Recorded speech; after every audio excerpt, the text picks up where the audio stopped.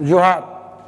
हम लोग पहुंचे थे 1939 के कालखंड तक।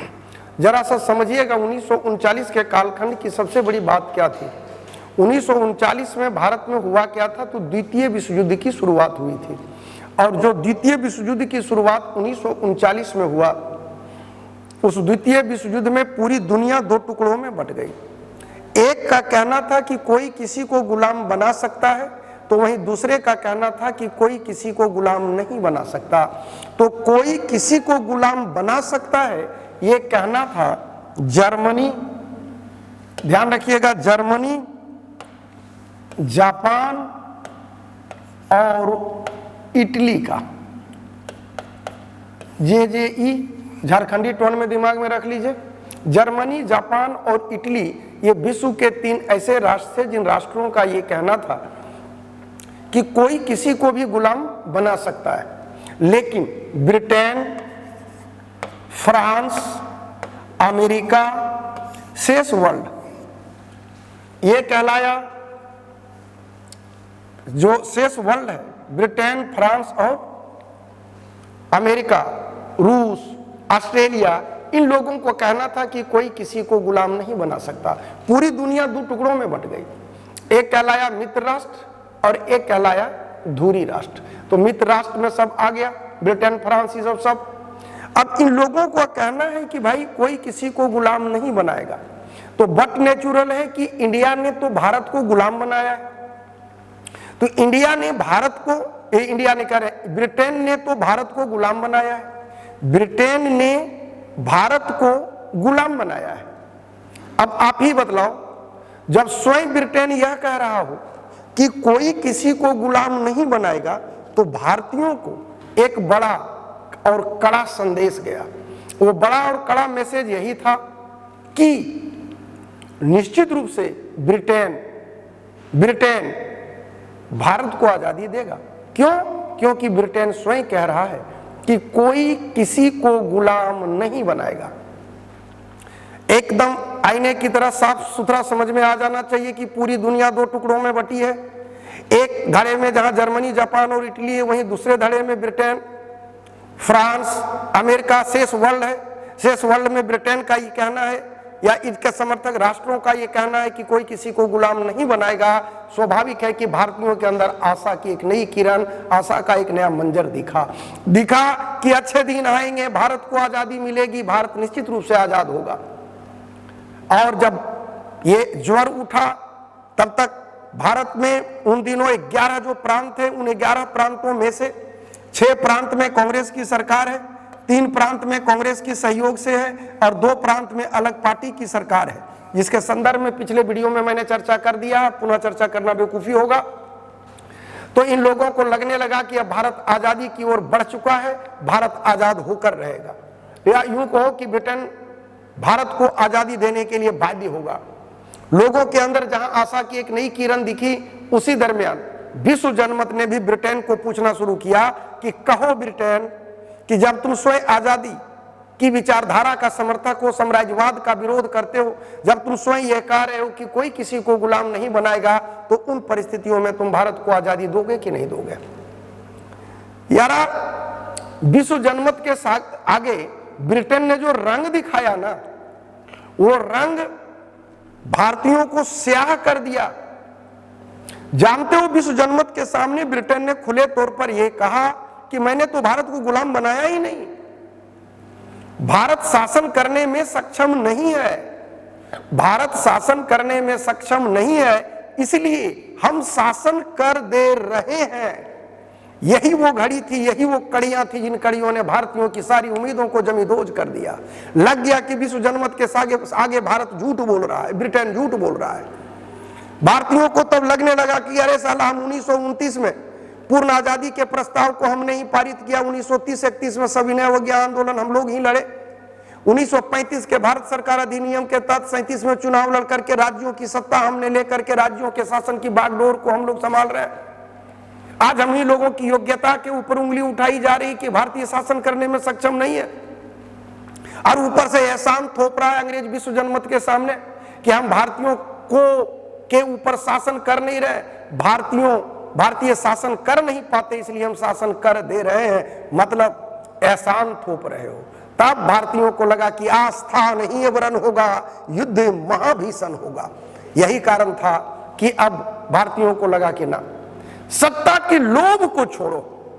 कारण साफ था, अंग्रेजों को लगता था कि भारतीयों के हाथों में पहली बार हमने सत्ता का बागडोर सौंपा है। पहली बार पूर्ण अधिकार की से युक्त जो सत्ता चाहिए राज्यों की, प्रांतों की, वो सत्ता अंग्रेजों ने इतने लंबे अरसे के संघर्ष के बाद 1935 के भारत सरकार अधिनियम के तहत 37 में जो चुनाव हुआ उसके तहत भारतीयों को मिला था। तो अंग्रेजों का ये मंसूबा था कि किसी भी कीमत पर भारतीय सत्ता के लोभ को छोड़ेंगे नहीं। और भारतीयों को लगा कि ना, हद हो चुका है।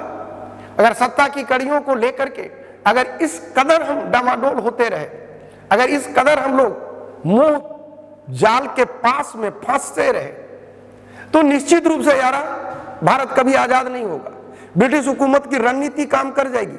जानते हो, इसी मानसिकता से प्रेरित होकर 1939 में अंग्रेजों को एक गच्चा देना था और बतलाना था कि भारतीय कितना सच्चा होता है, सत्ता के मोह पास में कभी फंस नहीं सकता।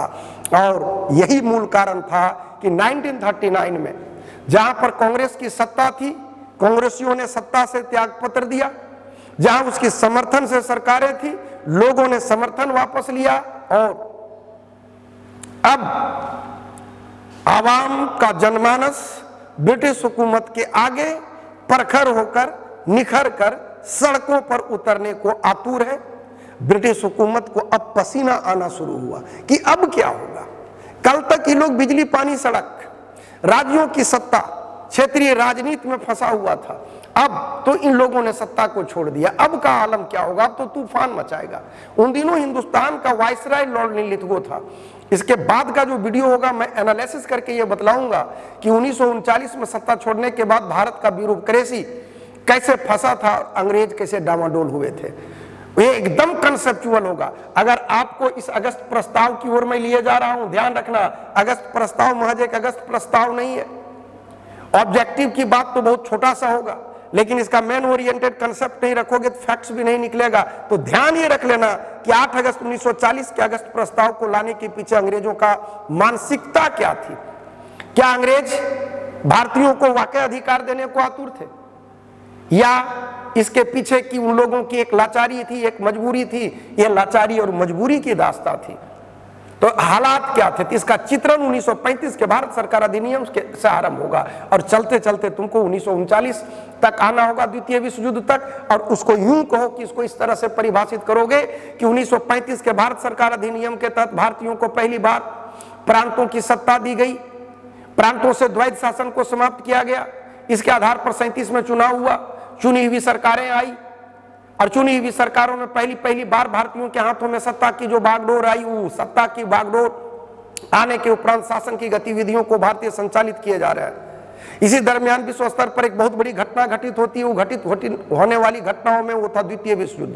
द्वितीय विश्व युद्ध की मानसिकता बिल्कुल आईने की तरह साफ था। वो साफ ये था कि दुनिया के एक वर्ग का कहना है, जर्मनी, जापान और इटली का, कि कोई किसी को गुलाम बना सकता है। वहीं दूसरी ओर ब्रिटेन, फ्रांस, इस सब का कहना है कि कोई किसी को गुलाम नहीं बना सकता। तब भारतीयों को यह लगा कि भारतीयों के हाथों में अब सत्ता की संपूर्ण बागडोर आएगी, क्योंकि भारत आजाद होगा, क्योंकि अंग्रेज स्वयं कह रहा है कि अब कोई किसी को गुलाम नहीं बना सकता। लेकिन जब विश्व जनमत के आगे ब्रिटेन झूठ बोलना आरंभ किया, तब भारतीयों को लगा कि नहीं, अब बहुत हो चुका है, अब हमें सत्ता के मोहपास से ऊपर उठ जाना चाहिए। और वही मोहपास से ऊपर उठने के उद्देश्य से जब सत्ता से तिलांजलि दी, तब ब्रिटिश हुकूमत के हाथ पांव फूलने शुरू हुए। और उन्हीं परिस्थितियों में लॉर्ड लिथगो, जो उन दिनों हिंदुस्तान का वाइसराय था, इस लॉर्ड लिथगो ने, और भारत सचिव के रूप में एमरी जाना जाता है, LS एमरी, इन्होंने 8 अगस्त 1940 को एक प्रपोजल दिया। लेकिन ध्यान रखना, एक आगे और डेट आएगा, वो भी 8 अगस्त ही होगा, लेकिन साल 1942 होगा। ये अगस्त क्रांति कहलाएगा। 8 अगस्त 1942 वाला अगस्त क्रांति कहलाएगा और 8 अगस्त 1940 वाला अगस्त प्रस्ताव कहलाएगा। अंग्रेज आजादी से कम लेकिन आजादी के करीब तमाम अधिकार को देने को तैयार था और उन प्रस्तावों में कहा कि वायसराय की काउंसिल में कार्यकारिणी में भारतीय प्रतिनिधियों की संख्या बढ़ा दी जाएगी, काउंसिल में भारतीय प्रतिनिधियों की संख्या बढ़ा दी जाएगी। अल्पसंख्यकों को विश्वास में लेकर, ये देखो अभी तक अल्पसंख्यकों का झुंझुना उन लोगों के हाथ से गया नहीं है। कहता है कि संवैधानिक परिवर्तन को लागू किया जाएगा, युद्ध संबंधी विषयों में विचार के लिए युद्ध परामर्श समिति का गठन किया जाएगा, युद्ध समाप्ति के बाद संवैधानिक विकास पर विचार विमर्श किया जाएगा। मतलब मैं सत्ता दूंगा, ये अस्पष्टता कहना नहीं है। हद तो तब हो गई निर्लजता का यारा जब चर्चिल ने घोषणा कर दिया कि अटलांटिक चार्ट तो भारत पर लागू होगा ही नहीं।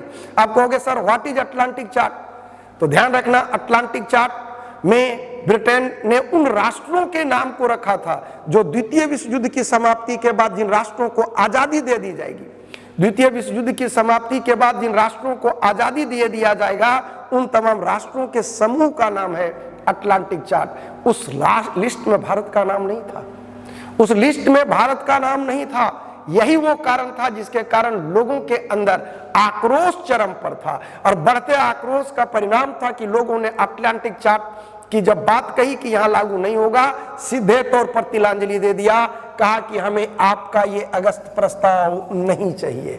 और यहां से परिस्थितियां बेहिसाब बेशुमार करवट लेता है। तो ये बातें थी अगस्त प्रस्ताव के संबंध में।